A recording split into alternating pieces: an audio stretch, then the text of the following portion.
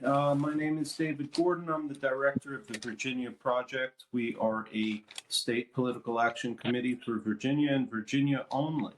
We are having a presentation tonight under the umbrella of our program on un-American activities, where we go into all the juicy details of the various crazy ideological things that are happening that could fairly be described as un-American. We have with us, tonight's presentation is what everybody is super interested in. It's on critical race theory. This presentation is called State-Sanctioned Racism, and certainly we believe this is the case. Tonight, we have brought in with us a distinguished gentleman, author, poet, and top expert in combinatorial unification of binomial-like arrays. He is also the intellectual combat heavyweight champion of the world, weighing in at 225 pounds of solid steel and a power level above 9,000. With a personality larger than life and not even in his final form, may I present to you another great Italian, New Discourses founder, Dr. James Lindsay. Welcome. Thanks for having me. I've never had an intro quite like that. That was excellent. That was fun.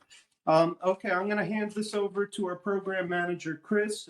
You guys have a great discussion lined up tonight, and I'm looking forward to just being a spectator and getting to enjoy the fun. So let's get this rolling. Thanks, David. So James, welcome. And David did not even mention your based blade skills that people don't seem to get the joke for. But I like humor, so keep it up. And like I said to you at one point, next time I use a pole staff or something like that, and watch them go even crazier. So welcome everyone. Tonight we're going to walk through a couple of topics as we talk to James.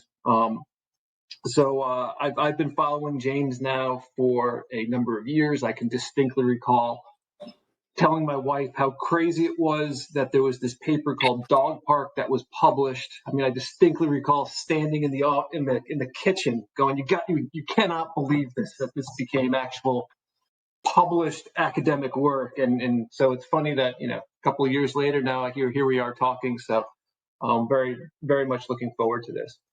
So James, I guess to kind of kick off, and I'm going to make the assumption that by now most people that are on this call have an understanding of what CRT is, right? What is critical race theory? What I thought I'd do is kind of take a moment to step back in time and go back to your Grievance Studies project, just so that you can explain to people, how these theories are made, manufactured, laundered, and really what they're doing as they enter into the public via our discourse and public policies. Yeah, we can definitely talk about that. I like how you said made, manufactured, and laundered. That's the correct way to put this. I don't know how highbrow we want to get with words like sophistry, but I think that what we actually did with this Grievance Studies Affair project, which we'll summarize in a minute, I think what we really did was showed that these disciplines, and I use that word with my tongue in my cheek, actually are producing sophistry. And the reason is that the most important thing among all of the different things we did or learned while writing a bunch of fake papers, submitting them to academic journals and seeing academic journals take them up, was that we had a particular methodology underneath it, which was that we started with the conclusion that we wanted to get to. And when you start with the conclusion in mind, and then you make the scholarship support the conclusion that you thought up. Like often you say you remember, telling your wife in your kitchen. I can remember various places I was standing or laying down or sitting down in different rooms of my house or whatever in the yard, or talking to Peter on the phone or something like that, where I thought of different ideas that we thought we would write as papers. And so, for example, you mentioned our Dog Park paper, Human Reactions to Queer Performativity and Rape Culture in Dog Parks in Portland, Oregon. Urban dog parks, I should say, in Portland, Oregon. I think was the full title of that. Peter and I were talking on the phone, and I said, what we need to do is figure out a way to write a paper where the point is that we need to train men the way that we train dogs. like out of a dog training manual. And then what we'll do with that is we'll use your experience that you have, because he had two dogs at the time, and he took them to the dog park in Portland every day. We'll use your experiences that you have at the dog park as like justification for why we need to do this. So we wrote these absolutely absurd papers, but in every single case, it was, let's start with the conclusion and work our way there. Or let's start, if it's kind of more of a gag or whatever, like rewriting a chapter of Mein Kampf, it wasn't so much the conclusion. It was like, let's start with that and work our way to making that work. And that is not scholarship. That's not knowledge production, that's sophistry. And so the first thing to understand is when you say made and manufactured, the scholarship, whether it's critical race theory, whether it's critical gender theory or gender studies, as it's more often called, whether it's fat studies, which is a critical theory of fat and fatness, whether it's disability studies, which is again a critical theory of studying disability and ableism, as they call it, and whether it's any of these things, they are engaging in outright sophistry. And so I just saw a comment. Can people hear me? Somebody said they can't hear. So if most people can hear me, that's okay. If not, I have to start over. Oh, good. Okay, thank you. Yeah. Okay, good. Thank you. So that's sophistry. That's not producing scholarship. That's producing something else. So what that means, what we can pull out from this is, so we're looking at these diversity, equity, inclusion, anti-racism, whatever you want to name these things, initiatives going all over the country, being instituted in our schools, whether it's a 1619 project as a critical historiography is what that's actually known as.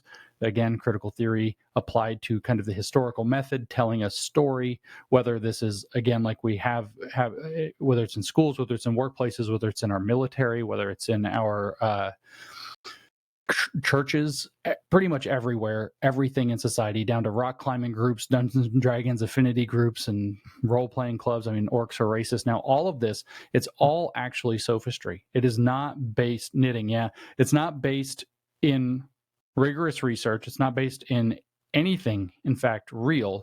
It is taking what's known as a theoretical framework or a theoretical lens, and then forcing various observations and claims about reality to fit that mold, and then publishing papers. So this is where we get to this idea of laundering. So our friend Brett Weinstein, I can't claim credit for this, our friend Brett Weinstein called this process idea laundering. And it, of course, happens through academia. That's what we were trying to show, is that if we take these bad ideas where we made up the conclusion, we worked our way there, we wrote these horrifically stupid papers or horrific papers or whatever it happens to be, if we can work our way there to the conclusion and get that out, and then it gets taken up by an academic journal, now it's justified. As some of our peer reviewers said, they said things like, I could see this being the basis for a class in masculinity studies, or I could see this being basis for how we should teach a course in such and such or whatever. Several of our papers had policy or practicum recommendations put into them. So all of a sudden, these ideas get this level of respect by being published in an actual peer-reviewed academic journal that makes them look real. You get this a few generations in. So, somebody pulls this off early on. They create their critical theory journals, or they start getting critical theory papers published. The feminists were very prolific at doing this very early on, probably by the 1940s. They were already doing it to some degree. Certainly by the 1970s, it was pretty commonplace within the humanities. And what you start doing is you start being able to build kind of a tower of BS. Every one of these papers is sophistry, but every one of them refers backwards to another paper before it, to another paper before that, to another paper before that. Now you have this whole genealogy of scholarship that looks like it's all legitimate, that it's all real. And this is what Brett Weinstein identified as an idea laundering process, and parallel to money laundering, where money is gotten by nefarious means or illegal means. It's put through some process, it goes through that process, and on the other side of that process, it comes out clean and legal looking, because there's now a paper trail that makes it look legitimate. Well, here it's the same idea with ideas. Of course, now everybody will be keenly aware of what I was trying to argue when this project came out in 2018. It doesn't just happen through academia. It's also that idea laundering is happening through the media. It's not just academia, it's also the media. So CNN is idea laundering. We're seeing, you see a Wikipedia idea launders. You see what'll happen is somebody will write a smear piece on somebody will cite the smear piece, another article will cite the smear piece, and then after you have a few smear pieces in, it'll get put in with a proper and official citation on Wikipedia. So you have this idea laundering happening in other other domains as well. But this is basically a propaganda technique where you seem to put legs underneath absolute propaganda. You put legs underneath sophistry to make sophistry look as though, oh, a study says this. There was a study that was done that says this. So that was really what we were trying to show. The quick summary of what we did was we wrote 20 academic papers. That's typically an entire academic career in the humanities in the process of about 10 months. And 7 of those were accepted for publication. 4 of them actually were published before we got caught by the Wall Street Journal. 7 more were under peer review still. And a sociologist after the fact, a few months after we went public, said that he suspected probably 11 total would have been accepted, maybe 12. So we, I think, showed beyond any shadow of a doubt that it is possible to generate what I would say is fairly obvious sophistry and then get it published through this, now what I would call this idea laundering process that Brett Weinstein named, and thus create kind of entire domains of what appear to be rigorous academic or serious literature, or these kind of swamps of media BS that enable people to believe things that are just kind of cooked up whole cloth. If we were going to be all postmodern about it, we would say that this is what Jean-Francois Lyotard was referring to and criticizing as legitimation by parology. In other words, creating legitimacy through kind of this bogus consensus or through this artificial process. And so that's what I think we were trying to expose with the project. Yeah, and that's an awesome synopsis, and thank you for telling us that. Curiosity, I can't remember if this one made it through or not. Did the one where you were talking about putting the white kids in chains and then putting them in the front of the classroom, did that paper get approved? No, that paper was actually still under review at the end. It had received positive peer review. The reviewers loved the ideas, but they said we hadn't got the writing up to the scratch that they wanted. So that one was in process. But we did advocate, the conclusion to that was that we were going to teach, we were actually going to reorganize the classroom for equity under what's known as a progressive stack, which is an idea that was invented during Occupy Wall Street, which allows people who are claimed to be minoritized to have greater access and speak first. And we threw in this idea of experiential reparations, we called it, where white kids would be invited to listen and learn in silence. That was the first layer. And then further down, they wouldn't have their emails answered. The professors might speak over them if they tried to talk. If they were even allowed to, they'd sit in the floor. They could wear chains to experience what it'd be like to be in bondage, and so on in the classroom. And so they were quite warm to this. Yes, somebody commented the pedagogy of discomfort. That's right. That's in fact what the peer reviewers, that's how we found out about the pedagogy of discomfort, is they told us that we had to ground this in Megan Bowler's pedagogy of discomfort from her book about critical hope, which I think was like, I don't know, 2000 or something, thereabouts, 98, something like that. So we had to ground all of this in again, that laundered literature, where now all of a sudden the pedagogy of discomfort is this good idea, and there's peer-reviewed scholarship and books talking about it. So it must be something you can reference and then build on. And we were going to build on that to literally advocate for abuse of students in college classrooms. And that did not get accepted, no. Just to kind of draw out a point I wish I would have made a moment ago, by the way. So when they say that, scholars and experts say that this is, scholars and experts on race say blah, blah, blah, when they're trying to justify having critical race theory in the schools and the military, et cetera. These are the so-called scholars and experts. They're people who are doing the exact same thing we did, except they don't know that they're doing it. They're making this stuff up. It's sophistry. It's not rooted in anything real. Where they reference actual empirical or legitimate studies, they tend to take them out of context, misunderstand them, or draw conclusions from them that aren't warranted, because, again, they're just misusing scholarship to support conclusions that they've already arrived at through thinking them up, usually with an activist agenda behind them. Yeah. So it's absolutely insane. Just all of it. And the fact that they are using it to legitimize a couple of topics that we're going to be moved into here in a second makes it even scarier. So let me move forward to the next. Or do you want to discuss a little bit about what you're doing before I move on about the recent submission that you and Peter put in, as far as saying, you know what? No, we should put these papers back into the domain and what the intent you have there is? I mean, yeah. So actually, we have to give Helen the credit. Helen is the lead author on the paper. Helen, Peter, and I, at in about fall of last year, wrote a paper that actually, to back up one step, an academic paper talking about our Grievance Studies Affair project was published by Jeffrey Cole in Sociological Methods and Research, which is a high impact factor, relatively high. It's 4 and change, almost 5. People who know what that means. Sociology Methods Journal.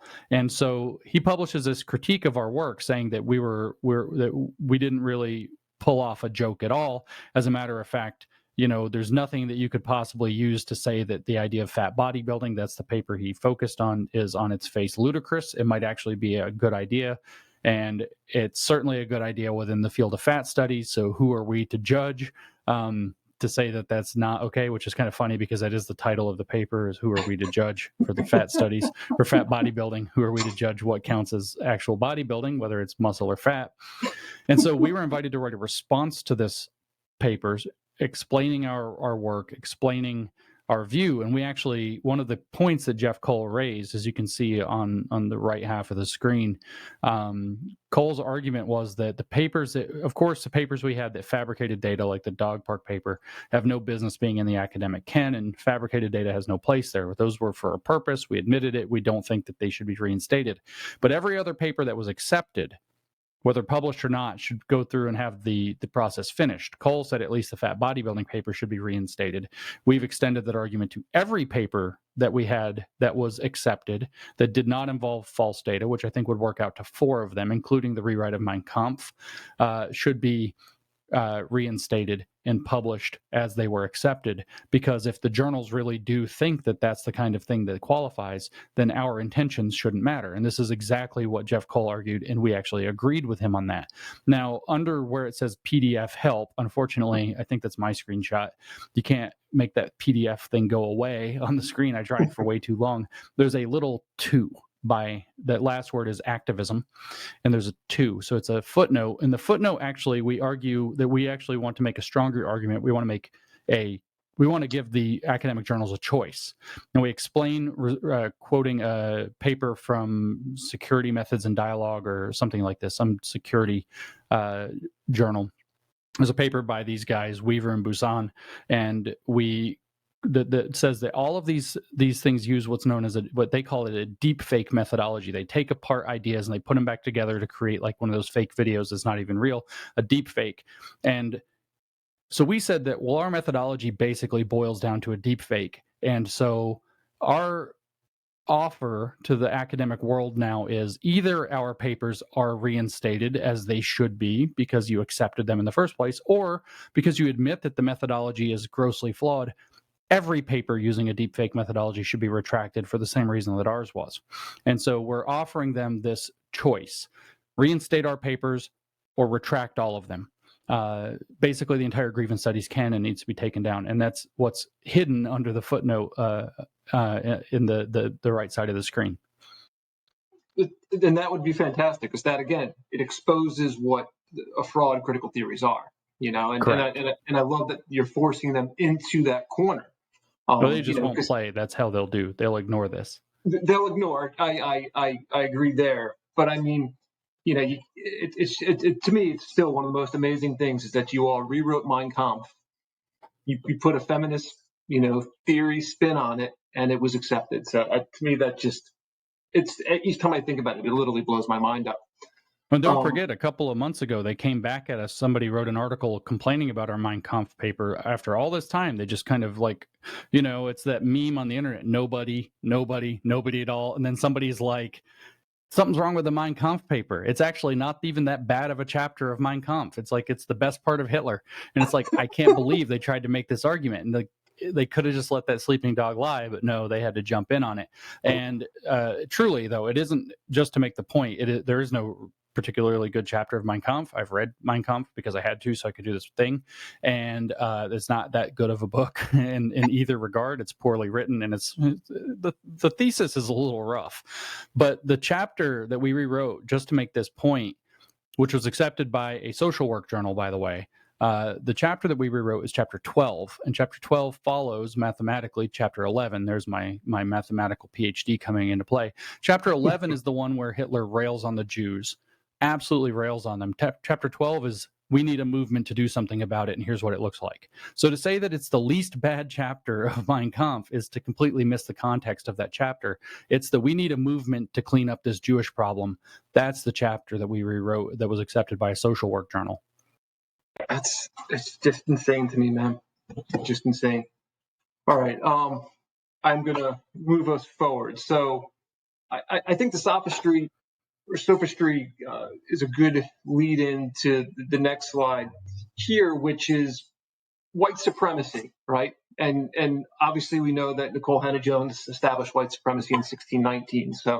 So that is when, by hook or crook, we have to all agree now, according to the very smart people out there. So I was just wondering if you can take a couple of minutes to explain what white supremacy means to these individuals that are pushing all of this in through our institutions. What is it? What do they really? What do they think white supremacy is? Okay, I'm just going to cut to the chase on this. I'm not going to. I've kind of worked my way up to understanding this, so it's been a process of my learning and uncovering.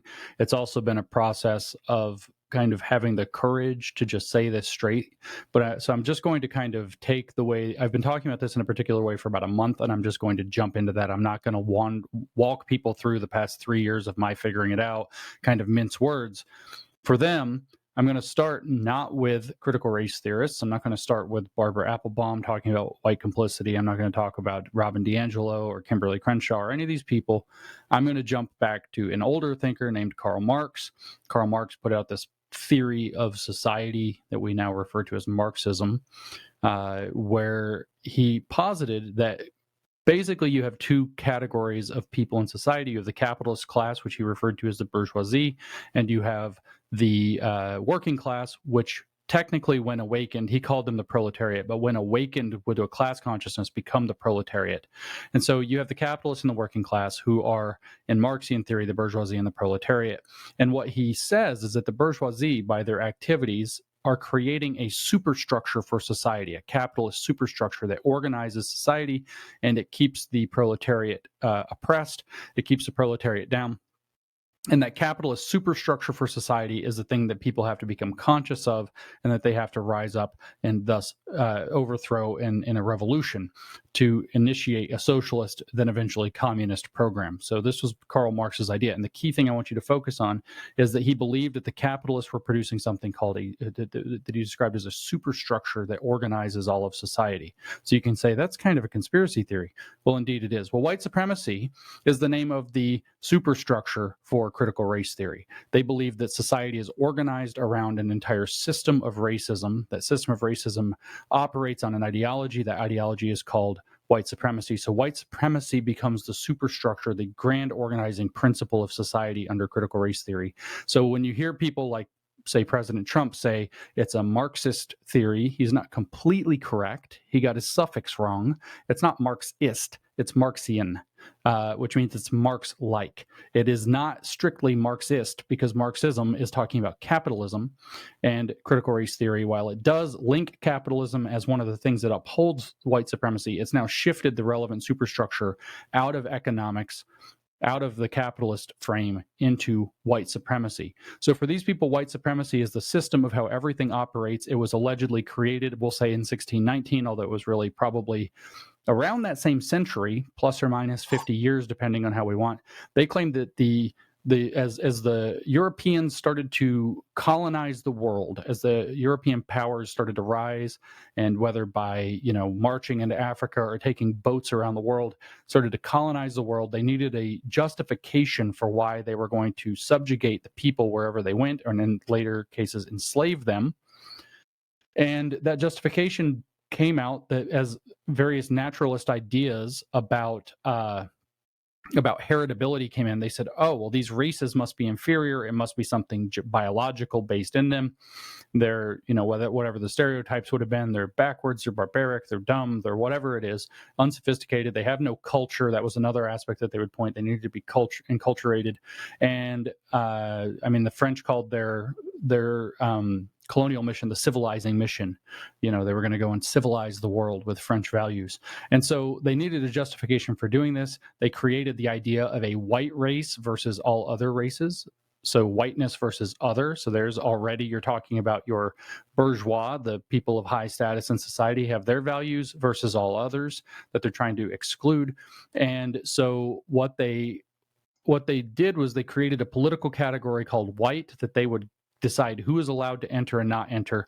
And white people would gain extra privileges and opportunities and access to resources and better treatment in society. So this whole network of privilege, white privilege, that they would gain access to by virtue of being white. And they were allowed to decide who gets to have that and who doesn't get to have that, who's allowed in the country club and who's not, and thus to exclude everybody else. And that line of thought is white supremacy that organizes a superstructure for society that racially stratifies society, with white people given the most opportunity and access to society, and kind of the whole hierarchy of privilege of people of color beneath that, depending on how they relate to whiteness. And one of the intrinsic properties they assign to whiteness is anti-blackness. So white supremacy is also the explicit rejection of the idea that black people should be treated as equals, despite what it says, for example, in those documents written in 1776 and 1789, despite what those say. They were the belief, really, because this is a conspiracy theory, would be that the people who wrote those documents didn't really mean it, that they meant it because it looked good on paper and it would allow them to achieve their goals, but they didn't really mean it. And look how they were behaving. They were clearly not living up to those principles, et cetera. So white supremacy to them is the organizing principle of society that works in the exact same way that Marx would have seen capitalism as an organizing principle of society that causes oppression and needs to be overthrown at its fundamental roots by overthrowing the entire system. And for Marx, what do? You empower the people with the class consciousness to become the proletariat, or to lead a proletarian revolution and create a socialist state that they control. Well, here the critical race conscious people are supposed to throw a race revolution, and critical race theorists are to be empowered. And once they're empowered, of course, then we can head toward a racial liberation situation that works just like racial communism, which they call equity. Just out of curiosity, and this just popped into my head here, like, have you done anything to look into what's the difference between kind of what they're promoting and say what Charles Manson was trying to promote, right? I mean, I can't say much about Charles Manson specifically, but I can say that there are shocking parallels between what they were promoting and what Jim Jones was promoting. I have looked into that. Jim Jones, of course, being where we get the famous phrase about drinking the Kool-Aid, because that cult went really well. A lot of people think that Jim Jones, because he's been framed this way primarily by leftists later, was primarily a religious lunatic, and obviously running a cult and all of his strange beliefs. He was, in a sense, but really the guy was a communist, and he was primarily preaching some very interesting communist type ideas. As somebody in the chat just said, Angela Davis loved him. In fact, I have a letter of support written. I have a copy of it, a digital copy. I don't have the original letter of support written by Angela Davis in support of Jim Jones when they started cracking down on him and forced him out of the U.S. So yeah, certainly Angela Davis is an integral figure in everything that's going on. The creation of critical race theory is probably heavily on her shoulders, but not directly. She is not one of the founders. But Kimberly Crenshaw, for example, who is one of the founders of critical race theory, in her earliest and most influential papers, refers to Angela Davis positively several times. Angela Davis was a student of Herbert Marcuse. Herbert Marcuse was one of the neo-Marxist thinkers of the 1960s with tremendous influence. He was an actual leftist rock star. He was the founder, the progenitor, I should say, of the New Left, which is kind of what all leftist activism looked like, starting in the 1960s and going forward, especially through and after the Vietnam War. And so just to kind of tie that even closer, if you read Ibram Kendi, Kendi's book, Stamped from the Beginning, which is not his most famous, it's his previous book, he profiles 5 thinkers that he thinks really set the stage for understanding how America works as a white supremacist racial superstructure. And the 5th of those is Angela Davis. So Angela Davis becomes very relevant, and Angela Davis was a big supporter of Jim Jones, along with a lot of other awesome things like Cuba and Mao's China, like lots of great things that were going on in the world. She was all behind. She's a leader now of the prison abolition movement, so she's tied in with Black Lives Matter through that. She's still alive. course, she's not really that much of a prison abolitionist, because when, she went, what was it, the Czech Republic or something like that, I guess Czechoslovakia at the time, all of a sudden she wanted the people she didn't like, who were anti-communist, to stay in prison. So her prison abolition, of course, is just for her side. Yeah, somebody said she was all for gulags. That is correct. So these characters are very significant and real. I don't know about Charles Manson, but Jim Jones, good enough. It's interesting. I saw something today that came out. I was not aware that Jim Jones was actually part of like a major player in the San Francisco political Democrat field back in the 70s before he was kicked out of the country. One thing really brought home all these, and the reason why Manson just popped up was just kind of, what his end goal was. But one thing that really kind of brought a lot of what we're seeing today with these theories, right, was a book, Days of Rage, by this guy Burroughs. And so I highly encourage everyone to go back and to read that, because you see these theories coming out from the Weather Underground. They're talking in kind of the same language that we're experiencing right now. And it's just amazing as a Gen Xer, as someone in the mid 40s. This is something that I can tell you, in having taken boatloads of college classes, both at the undergraduate and graduate level. No one ever taught me once what the Weather Underground was, who they were, what they're working for, right, or what the bullets inside of the Black Panthers. And I think there's a reason for that. That's a conversation for another day. But the book really, once you start seeing the framework that's going on right now, especially with the riots that occurred last summer, it's really what the Weather Underground had been promoting, back in the 70s when they're on their bombing campaign. Well, I mean, since you brought them up, what these guys like Bill Ayers and Angela Davis and so on did after their kind of bombing crusade through the 70s burned out, right? Because they all became K through 12 activists. So, or not all of them, but many of them became significant K through 12 activists. So how did this get so deeply into our education system, which is, I know, fights that you guys are directly involved in there in Virginia? Well, there's a reason. There's how. There's part of how, anyway. Yeah, it's and they were hiding behind the legal establishment. I'll put something into the chat here in a couple of minutes, where there is a guy, David Hines, that did a really good deep dive into Days of Rage. And then what he did is he also looked into the radical left, and then to what you would consider the contemporary left, and explained how they function. And it's, for folks that want to push back and fight this, I think it's very incumbent upon us to take a look. Hines spent a long time doing that. And if you don't want to read all Days of Rage, you can read the Too Long Don't Read essay that he put there, which is still pretty long, but it gets to the point. All right, so let's move on from white supremacy. And I do also think, I'm putting up memes because I do think this is kind of a mnemonic point in time that we're at, to try to put forward such complex thoughts. You and I are speaking, we're using a lot of words. But I think that when people see things, they're able to grasp onto it quickly. So I'm a big believer in memes, which is why I'm using them. So this is something that I know you got in trouble for a little bit ago. I completely understood, and I think those of us that are actual critical thinkers understood exactly what you were trying to say. So I'm not trying to pull back a Band-Aid on something that people are accusing you of not being. So I don't think that you're anti-Semitic. I think, if anything, you're trying to warn people what's going on. Can you and I mean the BDS tying in, BLM advocating for Hamas essentially, and BDS thanking them for their support couldn't be a more clear picture to me here. Can you explain why, in your mind, what you were trying to say and just for those that don't know, these slides will be available online when we're done. And in the bottom, I've put a hyperlink to all of James's work at New Discourses for each one of these slides. And so, he wrote an essay, Critical Race Theory's Jewish Problem. So can you maybe elaborate on that a little bit more, especially with what's going on in the world? Yeah, so I mean, I got in some trouble for this in, I guess, late January. I touched a third rail. But the essay that we're talking about here, and somebody did in the chat, by the way, ask if I got any apologies for this yet. I got one person who's a regular person. I got nobody who's like blue check or high standing. So no apologies yet. But I wrote this essay in October explaining that critical race theory, as it interfaces, if you read the whole essay, which is quite long, I think it's close to 9,000 words.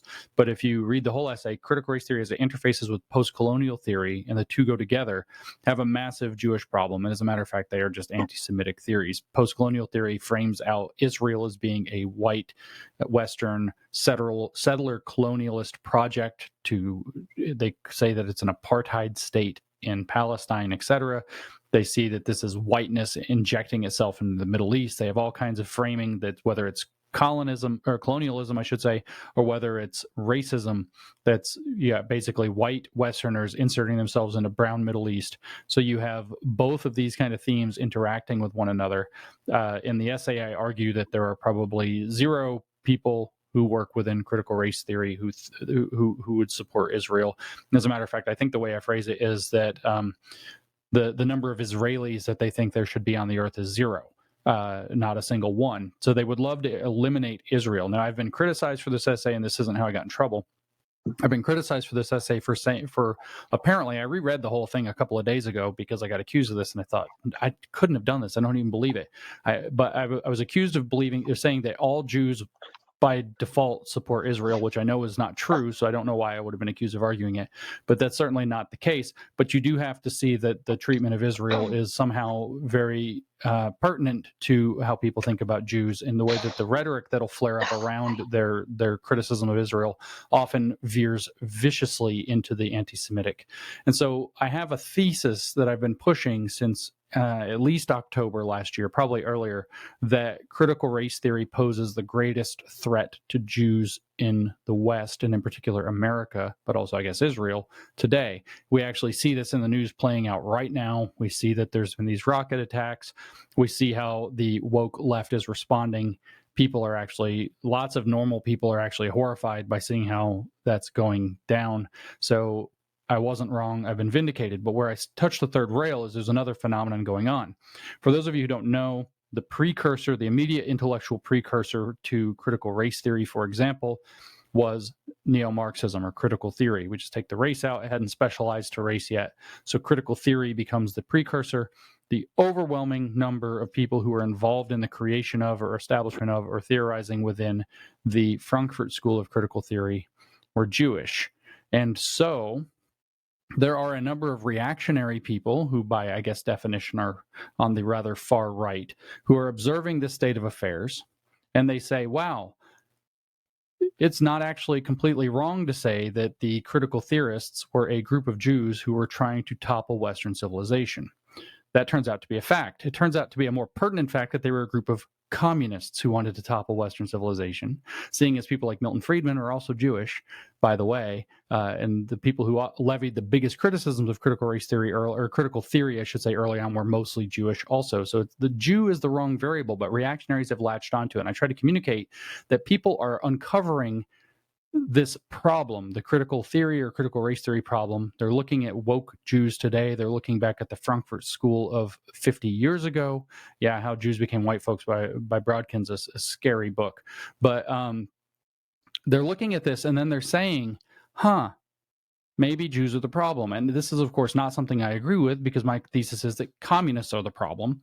But they have latched onto the wrong variable. And so what I said in the tweet that got me in trouble was that there's a rising, there's the usual anti-Semitism that has been kind of a unfortunate baseline in America or the West or the world for a long time. But now on top of that, we have a rising anti-Semitism on the left and a reactionary rising anti-Semitism on the right that are going to inflame this problem and take it into bad places. And so then I got viciously accused of being an anti-Semite, which, as far as I know, is completely wrong in all dimensions. But at any rate, I did not get apologized to for this, no.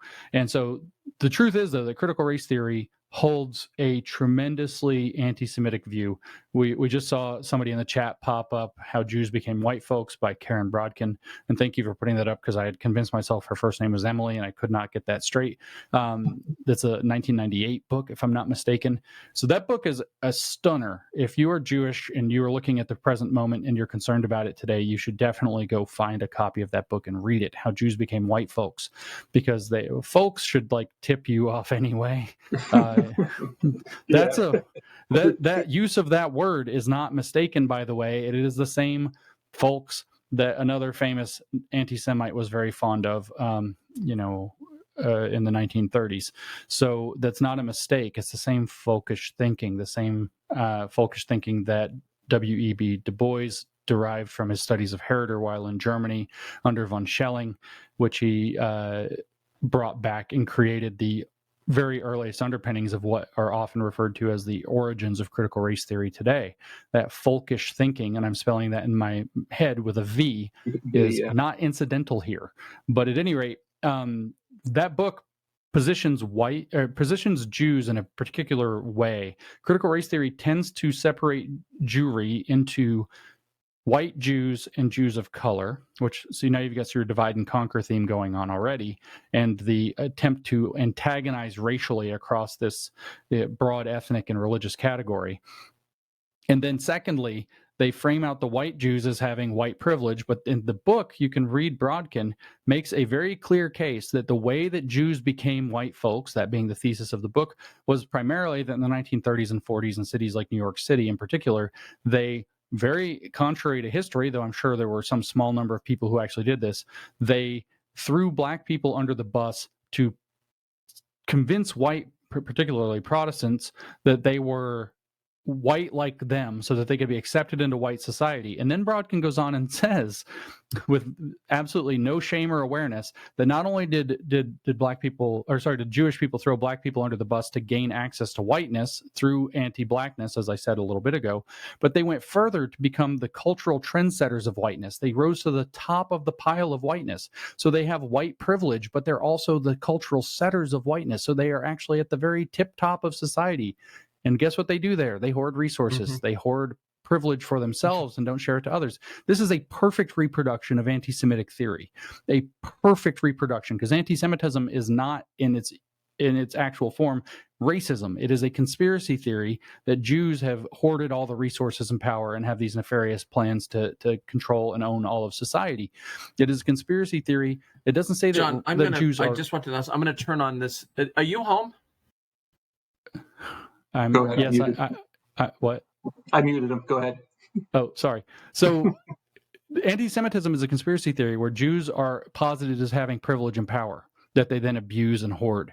It is not a claim that Jews are inferior because of who they are. It's that they are these weird outsiders who have taken over the levers of power and privilege in society.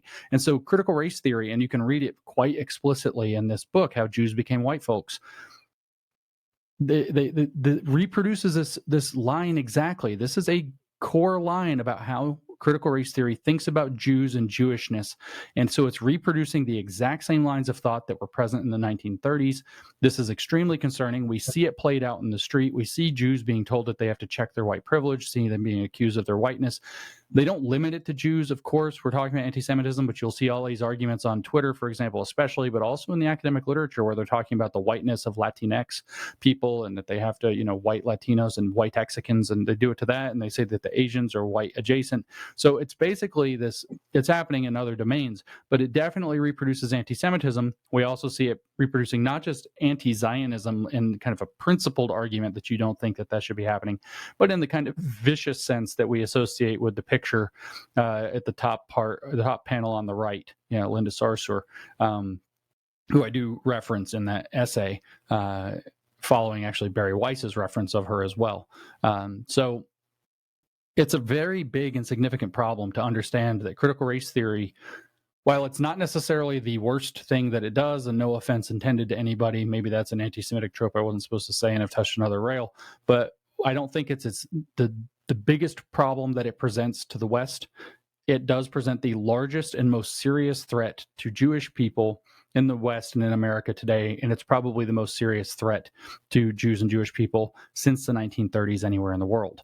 And critical race theory is part of that. The thing that got me in trouble, however, was pointing out that people are seeing this, reacting to it, and seeing that many of the intellectual architects behind it were in fact or are in fact Jewish, and they're making the leap and saying, oh, well, these Jewish people are the people who are trying to topple Western civilization in America. So a new anti-Semitism is very much so arising around that.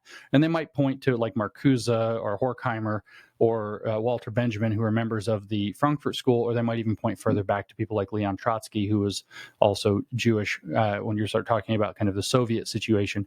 And so they're cherry picking communists who happen to be Jews and then saying that actually all of this critical theory stuff is a Jewish theory, which isn't quite right, because all of the critical theory, whatever you want to say about Karl Marx, et cetera, all traces back to Hegel, and Hegel wasn't Jewish. No, thanks. That is exactly what I was hoping that we would be able to hear, which is someone actually, Twitter's great for communicating in short bits, and then there's the long form essay, which unfortunately not everybody reads through those things. So I appreciate you spending some time to walk through that, because that's something that I know that I've been wanting to hear is, how does that actually manifest, what's going on, and I very much appreciate you covering that. I'll say just with the current environment, with the situation in Israel right now, I was listening to Jack Murphy podcast today, and he had on Darren Beatty and Amanda Milius a couple of Fridays ago. And if you want to know what's going on inside the State Department, listen to this podcast if you're out there, because there's the people that are in the State Department, according to these two, are not fans of the state of Israel right now, and with the way that critical race theory is being pushed out by the administration, which we're going to switch to here. I'll kind of use this as a segue. It's a big problem. You don't want to leave out the post-colonial theory aspect. We haven't talked about that much. It's not a topic for us today, but nobody's talking about it here in the United States. It's bigger and it's somewhat bigger in Canada. It's much bigger in Australia, in England. It's bigger in other parts of the world, English-speaking world. But the post-colonial theory aspect is very significant also, seeing it as Frantz Fanon, that's right. And that's what I was going to go to. Post-colonial theory grew out of this very radical revolutionary Algerian French psychoanalyst named Frantz Fanon, who wrote in the 50s and early 60s. And it was picked up by theorists later. The postmodernists actually were quite interested in what was going on post-colonially. Of course, Marcuse was very interested in the liberation fronts, which are really post-colonial projects. And then you have later on people like Edward Said, who is a Palestinian American, really leading the post-colonial theory push, where all of a sudden it gets fused with, you have this post-colonialism that's rising up out of Fanon, and then it's getting fused with neo-Marxism and postmodernism by people like Said and Spivak and Homi Bhabha later. He's super postmodern at that point. And so Fanon had this idea that the previously colonized nations, or currently colonized nations, however you want to put it, although we're not talking about Chinese colonization of anything, of course, but yeah, right. Those nations have the people in those nations, the colonized people, have a right and in fact a duty to react with violence to throw off their colonization, but not just politically, but also in terms of their mental well-being and the mindset and the way that their country is going to be organized. So there's a lot of fuel being laid down there for the these very violent liberation movements, like the Viet Cong was a liberation front, for example, and of course it got co-opted by communists, is what's really going on there. And a lot of this is all kind of merging into this post-colonial aspect, and that's also being directed very vigorously at Israel. And to give you some idea of how just violent and the threads of how these things connect with Frantz Fanon, if you read this book Fanon had a book called Black Skins, White Masks that he published in the 1950s.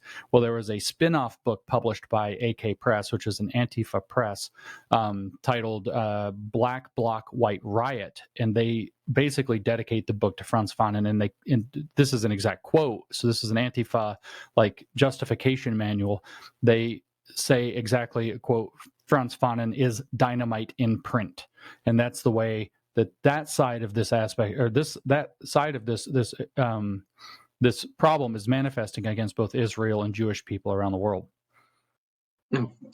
Yeah, and you're right. That there's a whole bunch. Colonialism is actually something that I love to hear someone go in depth on, because you can see it, especially in other Western nations right now. I think we're going to be seeing it here more and more with how people respond to, what they consider, an attack on the indigenous population of North America before Columbus came over. And I do see the trends in my mind where woke leftists here in America are kind of following what Canada has already done as far as the way that they can treat the colonial aspects of the different indigenous populations up there. So,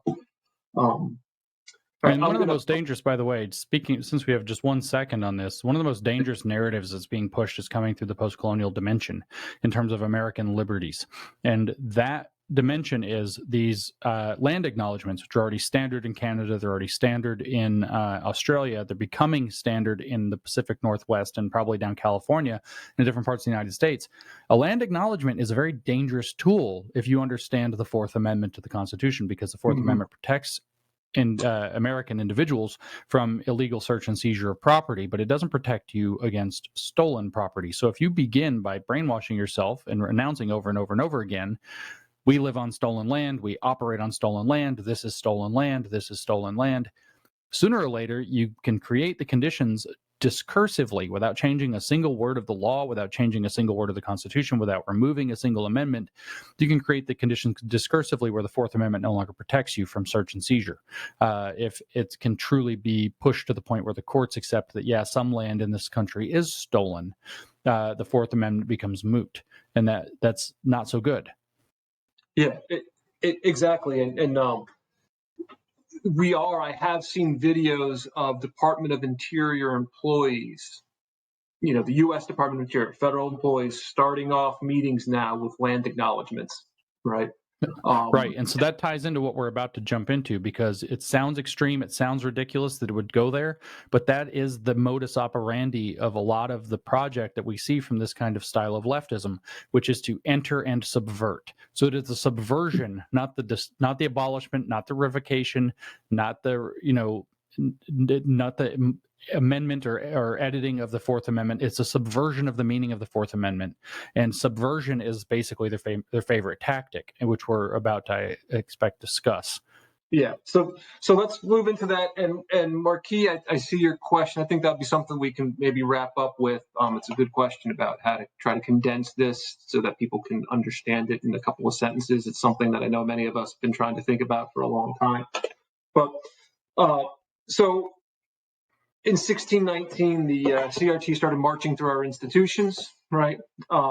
So just a couple of screenshots here, right? And for all those on the phone, I literally was changing these slides a couple of minutes before this call started, because the one thing that we see out of the woke left, this neo-racist left, is that they provide us with a lot of content, right? So I think most people are familiar with what's going on in Loudoun County, and that's systematic across the state of Virginia as well as across the United States right now. Well, we're talking to multiple people in states all throughout the country. The image on the right, this came out, I believe, today. So it's a DoD and also Secretary of Defense document on countering extremism working group, and you can see these are the folks that are going to be charged with, in essence, fighting extremism. What is extremism? Well, we can go back up to a couple of slides. White supremacy. They kind of see that as being extremism, right? And if you take a look at the list of who's actually going to be sitting on this committee, right, it should scare people. So it's the ACLU, which is gone totally woke. They no longer are, what people would think is a good lefty that we grew up with maybe in the 70s, 80s, in the 90s. I would make an argument that most of these groups on here do not support conservatism. But can you explain how critical theorists and people that adhere to critical theory are taking over institutions by populating committees such as these?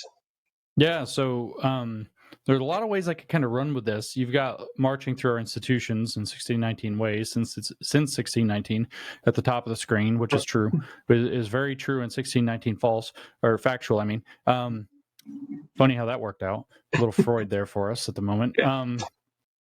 So that's very true and accurate, though.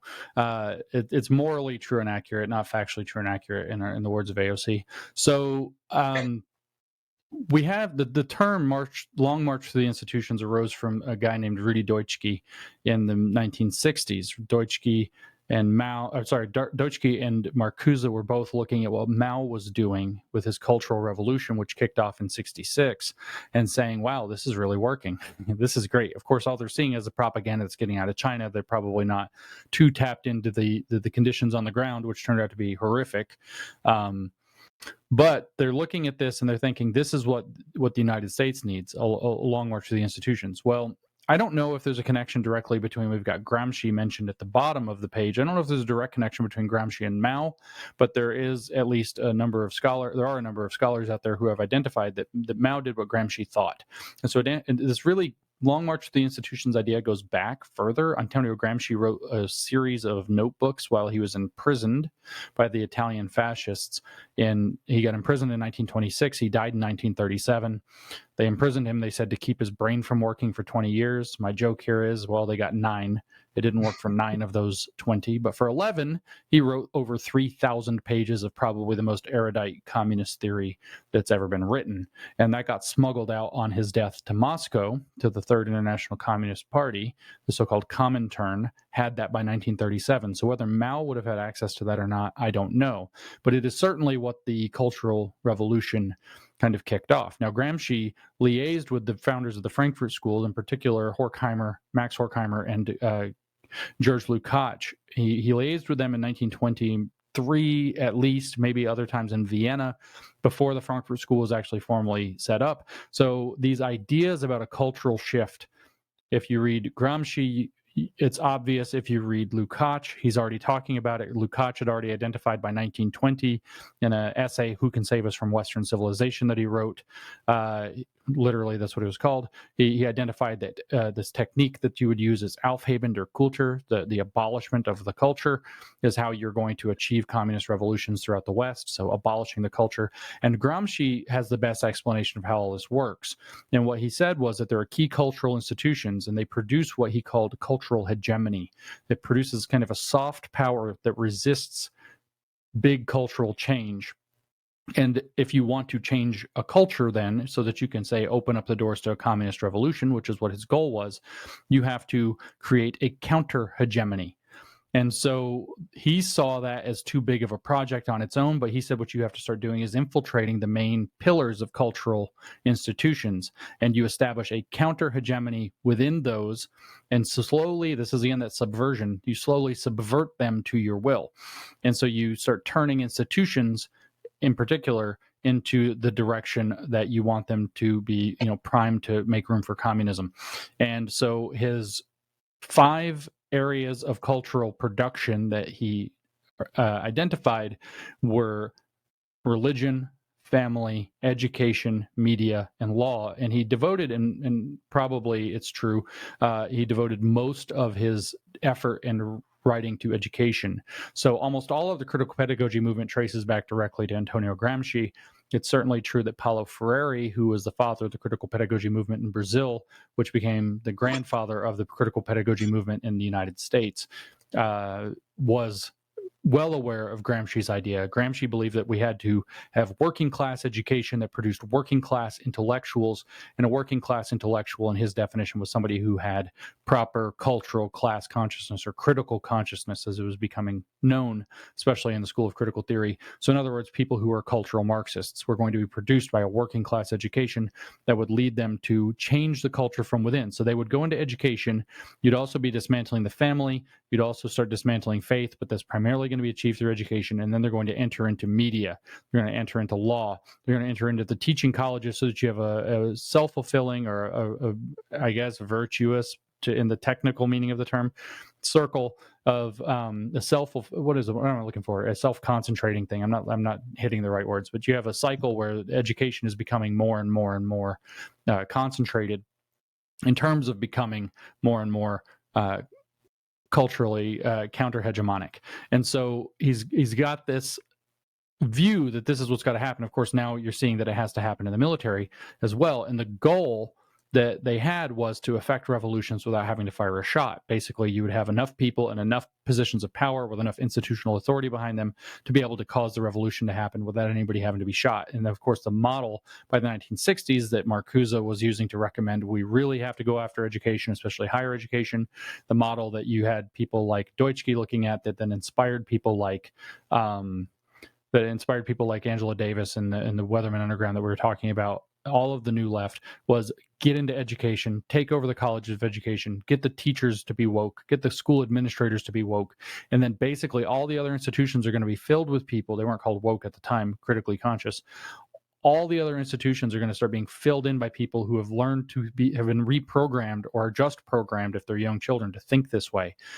We can quote from, for example, Henry Giroux, who is the guy who brought Paulo Freire into the American education system. He's considered the father of critical pedagogy, which is the application of critical theory to educational theory.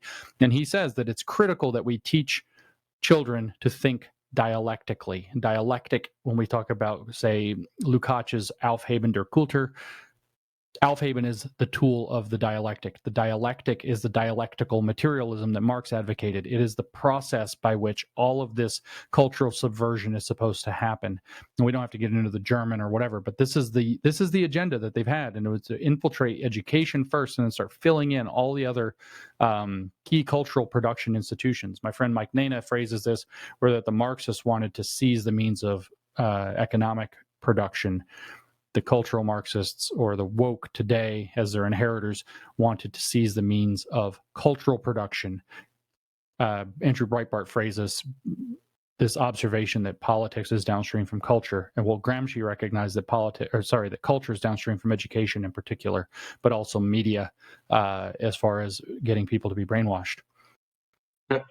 So what's interesting is I'm actually reading through on a book called The Unknown Story of Mao right now, and according to the author Chang, I forget the other author, but the irony of the Long March is that that Chiang Kai-shek actually allowed Mao to get away, right? That what he was doing was allowing the communists to move through different provinces within China that he wasn't able to take federal forces in and to actually capture. And so he was letting Mao move through those so that those warlords that were in charge of the provinces would ask for federal help, and then he would come in and help. And that he was also letting Mao get away because Stalin had basically kidnapped Chiang's son. Yeah, so sounds about right.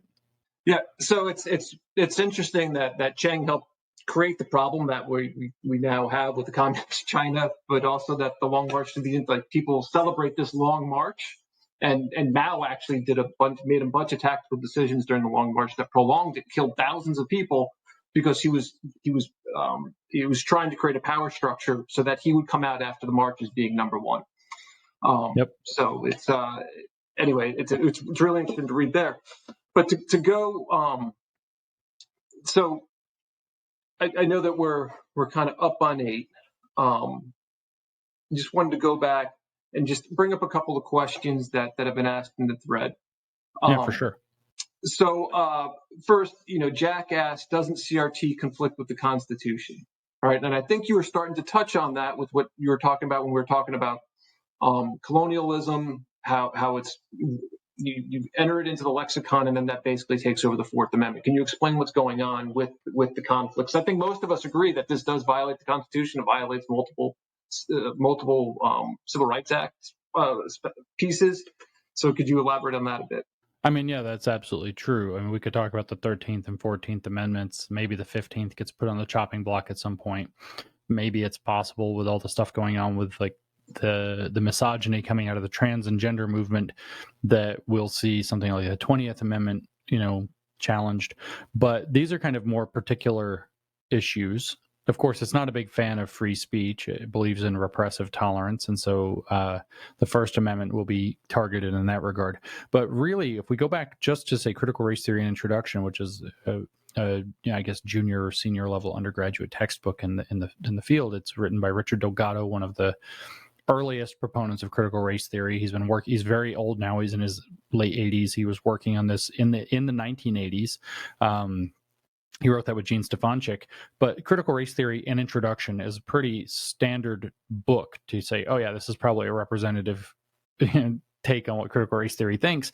On page 23 in the first edition, they write that, for example, that critical race theory is highly suspicious of a liberal mainstay called rights. And so the whole point of the Constitution, or the Bill of Rights, I should say, is to secure rights. We see in the Declaration of Independence, which isn't the Constitution, obviously, but we see in the Declaration of Independence that, we believe that all men are created equal and endowed by their creator with certain inalienable rights.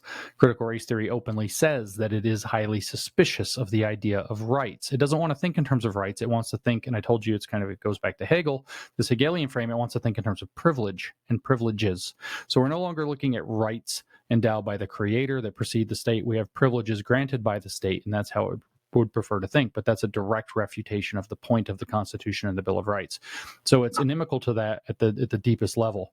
Another quote from that book, this is a very famous one now, thanks to me, because I bring it up all the freaking time, is on page 3, which is literally in the first paragraph of the book, and they write that critical race theory calls into question the very foundations of the liberal order. Well, that's what the Constitution's based upon. And they name specifically equality theory, legal reasoning, so there's your rule of law, Enlightenment rationalism, which is the principle upon which the Constitution and the Declaration of Independence were actually written. And then the last one they list is neutral principles of constitutional law. They call those into direct question. So that's what critical race theory is actually designed to do. So in that sense, you could say that it's anti-Constitution. You could also look at the Constitution, in order to form a more perfect union. There is no forming a more perfect union through these divided powers, etc. The whole liberal process, again, meant to be slow, installing a Republican form of government. There's the first paragraph again of Critical Race Theory and Introduction tells you, unlike traditional approaches to civil rights, which favor incrementalism and step-by-step progress, so they don't like those. They don't like the outline given in the Constitution. They want a revolution. That's not how the American experiment was set up, to have a revolution that empowers a particular party of people. Everybody else who is considered deplorable and has no voice and needs to be censored, or in Herbert Marcuse's words, even pre-censored before they form the idea of being reactionary at all. It's extraordinarily inimical to the entire American experiment, the Constitution, and the Bill of Rights, and also the Declaration of Independence. So in no sense are these things actually compatible. And this is where you'll see a lot of talking out of both sides of their mouths when they try to defend that it's actually the thing that's really bringing forth the idea of the Constitution. They have absolutely no respect for the Constitution. At the very least, they want to see it as or at the very most, I should say, they want to see it as a living document that they can therefore subvert and reframe and interpret to the goals that they have. You look at, for example, though, like at Ibram Kendi's declaration that we need a Department of Anti-Racism that's unaccountable to all the other branches of government, that's going to be able to strike down any law or policy or any other thing in the whole federal government, federal apparatus that it thinks is somehow racist. That's not in the Constitution. That's against the idea of the division of powers, where each of the branches of government check one another, which is sort of the whole point of the Constitution, is to establish that system of government. So to claim that this ideology is in any way compatible with the Constitution is about as funny as saying that it's compatible with the Bible, but that's its own other can of worms. Yeah. How are you doing on time? You got time for, say, 2 more questions? I'm as good as you need me to be. All right, great, thanks.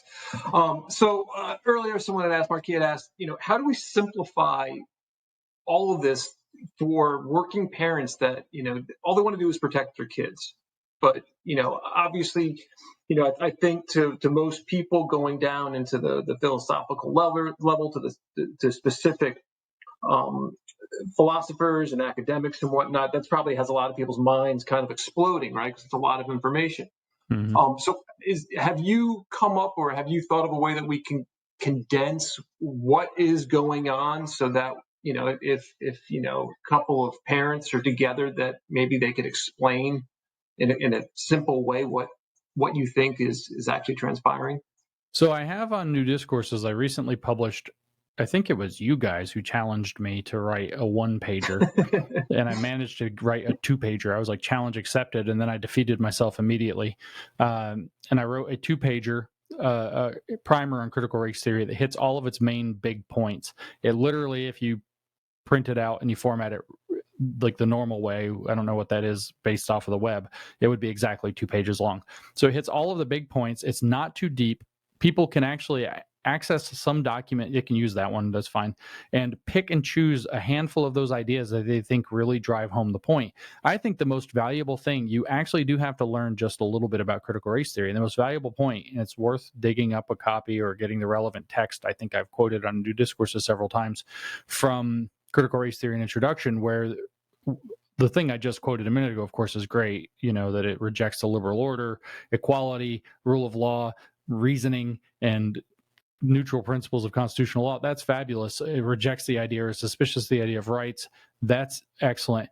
But there's I don't know, it's around page 7. It's very early on. So just the first section of that book, the first chapter of that book, has enough information to where it's very readable, it's very accessible. Some of it's philosophically dense, but they say that the first kind of core assumption of what's going on, of how critical race theorists think, and I think this is really helpful for people to understand just this much, is that it begins from the place that believes that racism is the ordinary state of affairs in society. So when I said it's the white supremacist superstructure, that's what I'm talking about. It's the organizing principle of society. Systemic racism is the organizing principle of society. That's the shortest, easiest way to say what critical race theory is on about. And then it says from where you can go from there. So critical race theory sees racism is the organizing principle of society, the ordinary state of affairs in society. Our good friend Robin DiAngelo, who can't help herself, framed that in a way that's very easy to repeat. She's said this at least since 2012. I haven't found an earlier reference, but I haven't looked terribly hard, because from 2012 forward, she says it all the time. She says the question under critical race theory is no longer, did racism take place, but how did racism manifest in this situation? So critical race theory can be tied straight to a big name that's connected. It's an easy thing to remember, to the idea that its job is to look for racism in everything. The question is not how did racism take place, but how did racism take place, but how did racism manifest in this situation? So in that regard, if you know that, and you have some sense of where this stuff came from, you can easily organize with other people and start showing up and kind of taking it on. You don't have to get deep into the philosophy. Anything that starts with the assumption that racism is baked into the society at the fundamental level, such that it's the ordinary state of affairs, and that only the special critical race theorists have the magic, seeing goggles that allow you to find it everywhere. That is enough usually to get people to kind of like perk up a little bit and say something's wrong here.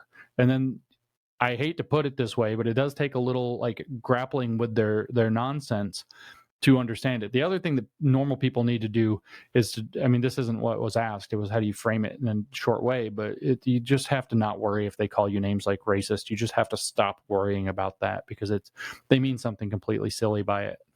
Yeah, exactly. If you're called a racist, you just laugh, because it's lost its power. And I flip forward to the next slide. So all of James's information is found here. So definitely go to New Discourses for a lot of these things he's talking. I put that 2-pager into the chat, and I do appreciate you responding to that challenge. There's another question asked by Paul, which is a good question, which is, many school districts right now are saying that they're not teaching critical race theory. So Paul's question, and I understand where he's going. Could it be that they're teaching critical race theory underneath another name? Of course they are. Yeah. Of course they are. These people. I won't just say this, but I'm going to start by saying it. I'll back it up. These people are liars. So, for example, they say that they're continuing the noble work of the civil rights movement. They claim to be the true inheritors of the civil rights movement, and they're continuing that work. They're taking it to its next level. But the first sentence that they have in their book is, unlike traditional approaches to civil rights. If you turn to Kimberly Crenshaw, one of its founders, and you compare that against Martin Luther King, And the march in 1968 in Memphis around Martin Luther King, they carried signs that said, "I am a man." They didn't say, "I am black." Kimberly Crenshaw says in 1991, no, we have to lean into "I am black" rather than "I am a person who happens to be black," because "I am a person who happens to be black," she says, I'm not kidding, forwards a certain universal humanity and puts the person first, ignoring the race that is imposed. And so she actually says that. So they're lying. They're not continuing the civil rights movement. They're doing something completely different. They're putting social significance back into racial categories where the civil rights movement tried to take it out. They're trying to subvert the Constitution to their purposes and empower themselves, where Martin Luther King and the civil rights leaders spoke out saying what we actually need here is, in fact, to cash the promissory note that the Constitution wrote. They appeal to people like Frederick Douglass last year on the 4th of July. They'll probably do it again this year. They really promoted his 1852 4th of July speech as though it makes their case. And it praises repeatedly the founding fathers, whose statues they tear down and throw into lakes and deface, whose names they take off of schools, who they've branded as racists and slavers. And they've tried to condemn the entire country under, say, like the 1619 Project. And then they try to hold up Frederick Douglass, who held up the founders, held up the Constitution, held up the Declaration of Independence, held up the Bill of Rights. They lie. They just lie. So critical race theory is, here's the nature of this lie in the schools. This is the claim that they're making. Critical race theory is a very specific and narrow thing that appears within legal studies, particularly critical legal studies. People rope other things in, like Robin DiAngelo's technically critical whiteness studies. That's sometimes included under the umbrella of critical race theory and sometimes not. So they say it's not technically critical race theory. And we're not really teaching law to middle schoolers. And they'll say, oh, you brought in somebody like Charles Mill with his Racial Contract, which is a 1997 book that is literally a conspiracy theory that all white people, without ever talking about it, agree that they're going to keep black people down. That's the Racial Contract, which is modeled after the Rousseauian idea of the social contract. So they say, oh, well, that's not critical race theory per se. That's the critical philosophy of race. So these are the kinds of little BS maneuvers that they're pulling to keep teaching these core ideas from critical race theory. Are they starting from a place where racism is deemed to be the ordinary and characteristic circumstance of society? Then it's critical race theory, whatever they want to call it.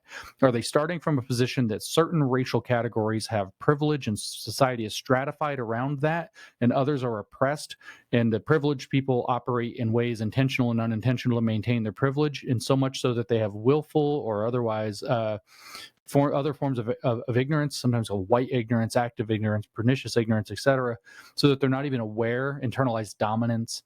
They have some form of false consciousness, and they therefore don't want to change and don't even realize that they need to change the system, as Robin DiAngelo says, because they don't want their white comfort disrupted. Guess what? That privilege versus oppressor narrative, critical race theory. If they're stratifying society across the axis of race and then they're applying Marxian conflict theory to it, bingo, critical race theory. Doesn't matter what they call it.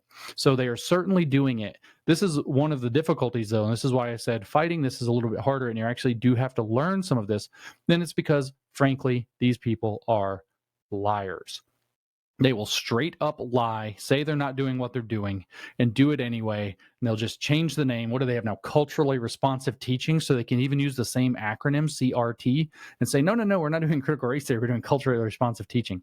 Give me a break. But you actually have to be able to look at the contents and say, is there this assumption that racism is the organizing principle of society? Are we leaning into privilege versus oppressed narratives and this conflict theory across this racial stratification by privilege in society?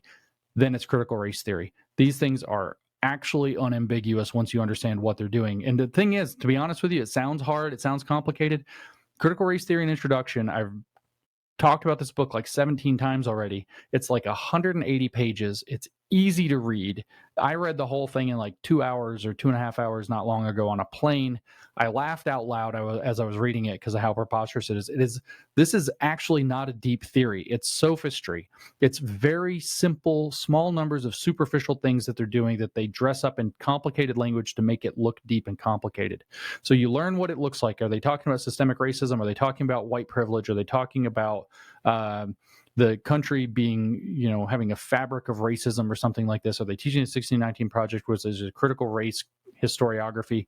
Then yes, they're teaching critical race theory. Yeah, exactly. As soon as you start seeing those buzzwords, and I know that we've been dealing with that here in Loudoun County. And, you know, they hide under these buzzwords. They hide under equity. You know, so equity is critical race theory driven, yeah. by the way. Yeah, critical race theory. Because why? Let me justify this for the audience real quick. Because equity means that they say that when you have equity is when there are no statistically driven differences in outcomes by group. So you have equality of outcome by group identification, which is going to be racial group identification if we're talking about racial equity. Okay, so if there are any differences in statistical outcomes, and we're not really having any because Asians being on top doesn't count, it's really blacks being below whites that really is the magic sauce for them.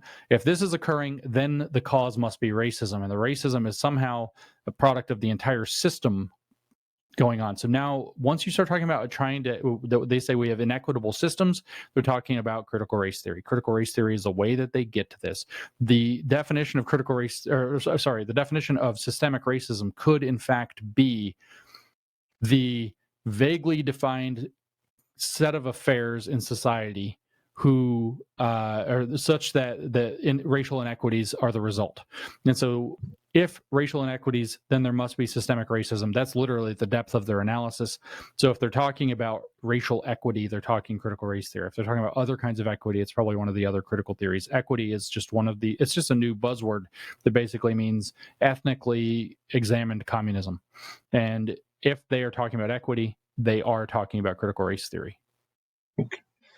So I'll end with this last question. I'll kind of preface it with, you know, some action that we're doing here. So, you know, one of the things that we want to try to do is make sure that, you know, we're not just bitching and complaining about all this stuff, that we're actually taking proactive steps to try to fight back. I think that many folks around the country are seeing the work that's going on in Loudoun County as a good indicator of what to do. And I know that I talk to people throughout the entire state of Virginia, and I'm seeing all these organic things pop up in areas all around Richmond, in Hampton Roads, and Virginia Beach.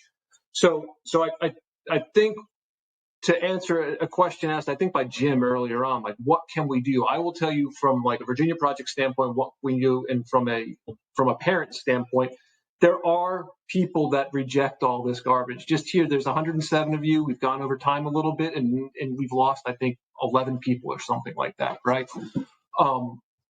So there are plenty of people out there across the political spectrum that are willing to fight back.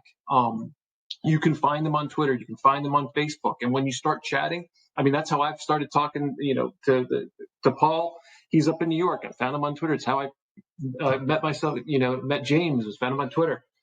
So get engaged, do like what James is saying, and educate yourself. Spend a little bit of time. I put in there's one thing that James didn't tout, but he did a great 5-minute PragerU video. You know, show those to people, right? If you feel clumsy in your own words, one way that I was able to kind of explain to my wife what was going on is I used PragerU.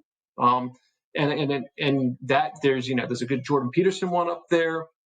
Ben Shapiro explains intersectionality, and James has a really good one on what is critical theory, what's going on, right? So use those resources. Don't feel like that you have to do it all yourself. There's a lot of content that we've actually created in this pushback to CRT or to critical theory that is out there. You can push people towards all of the information. James is a fountain of information, right? And I know what his cause in this is, and his cause is noble, which is, we understand the threat that this poses. So, there's a reason why he spent all this time speaking to us tonight and writing these things. So I would, if you have the ability, take up and read these things and talk to like-minded people, fight back, push back at your school boards, right? Join groups. If you don't want to be that point person, you can be somebody that's gathering data that will then help, a spokesman for your group or something like that. So those are some things that you can do from what I've been seeing. But James, I'll let you end with what do you think? I'll say one more. Sorry. Lawsuits. I know we've spoken to a lot of lawyers, okay, and there are lawyers that are now finally starting to get interested in this. So if you are a parent, you're a teacher, you're a student, and you're being compelled to speak a certain way or whatnot, make sure you're documenting everything, capture everything that you can, okay? And then reach out to groups like Schoolhouse Rights, reach out to groups like FAIR, Parents Defending Education. They are willing to help do the handshake. Virginia Project wants to see if we can help do that as well, as do the handshake between a parent that wants to bring a claim, and a lawyer. So those are things that be done there. But James, I'll let you end. What do you think we can do? I mean, first and foremost, and this doesn't sound like it's very practical, but I can't tell you how important it is don't get discouraged, or more accurately, don't get demoralized. These people don't have the argument. They don't have the evidence. They don't have the moral high ground. They create a kind of fake reality where a distorted reality where it appears that they have that and people might go along with it, but don't get discouraged. Don't get demoralized. Keep your head up. You aren't crazy. You're going to find more and more people. I think to some degree, not in the institutions yet, but something has happened in the public where the tide has started to shift. So if you feel like you need to be courageous and leap out there, I think you're going to find that the crowd is going to rise up to be underneath you, right? So if you jump off the stage, you're going to crowd surf. You're not going to fall flat on your face and get trampled in most cases. So that said, there are a couple of very practical things that people can do that I've seen work over and over and over again. One is to get organized and show up. We look at the school board in Dallas, for example, as probably the most successful example of this, where we had a 70-30 vote that absolutely flipped this thing over. This was parents who learned a little bit. They worked together. They got organized. They showed up in numbers. Right now, what we have is a very small number of activists, relatively speaking, who are running hustle, because the world, you've probably heard, is run by C students, but that's not exactly right. The world is run by people who like to go to meetings. And you probably don't like to go to meetings. So if you become organized and show up to meetings, there aren't that many there, and you actually can turn these things over. So get organized and informed, meet with people, in person if you can, or digitally if you have to, connect with them in chat groups on the internet, get organized and start showing up to things and pushing back. And the more informed you are, the more people show up and do it, the more powerful it is. Now, I'm going to turn to something a little bit close to what you said just a minute ago, where you were saying to document for lawyers. Well, I want you to think also about documenting for friendly media.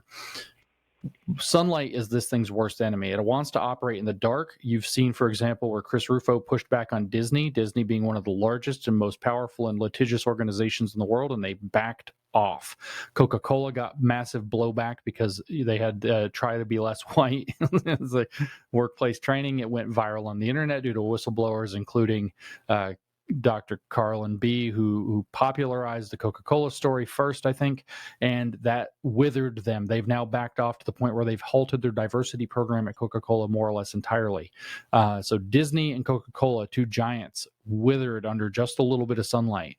So your story might seem small, it might seem annoying or whatever, like nobody cares, but gather that information, start looking for friendly media outlets that if they catch those stories, are going to bring sunlight, and all of a sudden you're going to find that these people do not like having a spotlight turned on them, and it's very effective. Let me just interrupt. And if you need to, please. if you're in Virginia and you're seeing this stuff, or even if you're not in Virginia, we found contacts that are willing to work and to, they're going to do the due diligence, and they'll dig into what you're reporting. But friendly media, yeah, you are so correct there, James. They do not want this stuff seen. They want it hidden behind. We could talk a whole hour about the way they hide this stuff intentionally to move their ball. So I'm going to combine those two pieces of advice, which are show up, get organized, I should say, and informed, and show up, and then organize your information. If anything's happening to you, whatever's happening in your kid's school, whatever's happening at your workplace, organize whistleblower type things, leak them into anonymously to people. I've seen almost nobody getting in trouble for being the whistleblower in most cases, save the guy in the military who wrote a book, and the guy at the national lab who got some attention put on him, who came out in his name. But if you do it anonymously, you're probably going to be good to go. Now, you can combine these two things, and this is something that's very devious, because this is something that the leftist activist manuals teach them to do. If you think Antifa and Black Lives Matter, where they're active in the street, are just kind of like thugs and idiots, they are not. They are trained activists. They know what they're doing. And part of the framing of what they do is they create media friendly, it's actually one of the principles, is do the media's work for them. And so if you get organized and you show up to your school board, make sure there is a camera with your passionate speech against critical race theory. Even if everybody in the room boos and nothing happens, that video, the 2-3 minute testimony, put that thing on the internet, watch it go viral.